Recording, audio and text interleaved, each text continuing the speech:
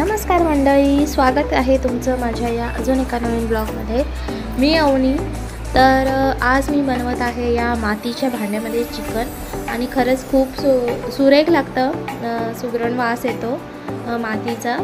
तर इथे ना आज हस्बंडच बनवत आहेत। तर त्यांनी ना हे मातीच्या भांड्याची खूप मोठी प्रोसेस आहे, पाण्यामध्ये वगैरे ठेवावं लागतं, मग नंतर ते खूप भांडा खूप गरम करावा लागतो। तर त्याच्यानंतर इथे आता मी हस्बंडच बनवत आहेत। तर त्यांनी ते भांड्यामध्ये तेल टाकलेलं आहे, त्यानंतर त्यांनी कांदा आणि लसूण चांगला फ्राय करून घेतलेला आहे आणि त्याच्यानंतर हे चिकन आहे ना, त्याला आलं लसणाची पेस्ट आणि थोडी नॉर्मल एकदम दही लावून ठेवली होती। तर ते आता डायरेक्ट कांदा आणि तेलावर टाकत आहेत। त्याच्याने ना चिकन एकदम सुगरण लागतं, म्हणजे खूप अलग टेस्ट येते त्याच्याने। तर ते आता फ्राय करून घेत आहेत, खूप वेळ फ्राय करून घेणार आहेत तेलावर। तर त्याच्याने आहे ना खूपच छान लागतं। तर इथे फ्राय करत आहेत, थोडंसं सफेद होतं, वाईट होतं, पण टेस्टला कडक होतं थोडं। त्याच्यानंतर झाकण ठेवून घेतलेलं आहे आणि आता इथे टाकत आहेत लाल तिखट। हा मसाला मला आईने दिलेला आहे, घरी बनवलेला आहे, ती दरवर्षी घरी बनवते। आणि हळदसुद्धा। तर हा मसाला ना टेस्टला खूप मस्त लागतो। आणि त्याच्यानंतर इथे टाकला आहे एव्हरेस्टचा चिकन मसाला आणि गरम मसाला टाकला आहे थोडासा। आणि त्याच्यानंतर इथे थोडीशी धना पावडर टाकली होती आणि आता परत फ्राय करून घेणार आहेत। माझे हस्बंडांना खूप छान जेवण बनवतात माझ्यापेक्षाही, आणि मन लावून बनवतात, तर खूप छान लागतं।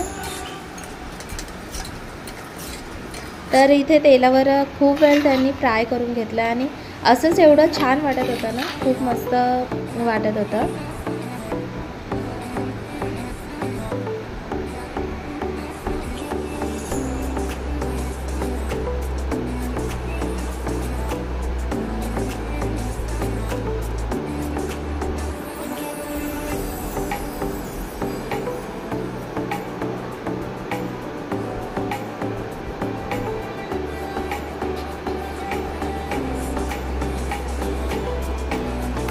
तर इथे त्यांनी टाकलं आहे टॅमॅटोची पेस्ट, टॅमॅटो, कांदा, लसूण आणि एक मिरची घेतली होती, तर त्याची पेस्ट त्यांनी आता टाकली आहे याच्यामध्ये।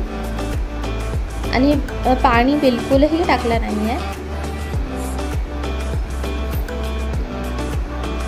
तर आता परत थोडा वेळ फ्राय करून घेणार आहे।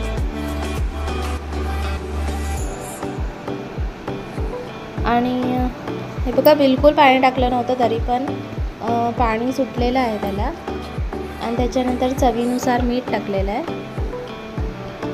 आणि तेलाची तर्री वगैरे खूप मस्त आली होती। तर आता इथे मीठ टाकलं आहे चवीनुसार। त्यानंतर एकदम मिक्स करून घेत आहेत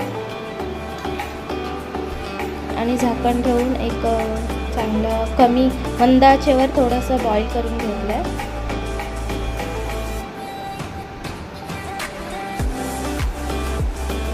तर इथे मी आता सर्व वगैरे नाही करत आहे वेगळं, असंच खूप छान वाटत होतं।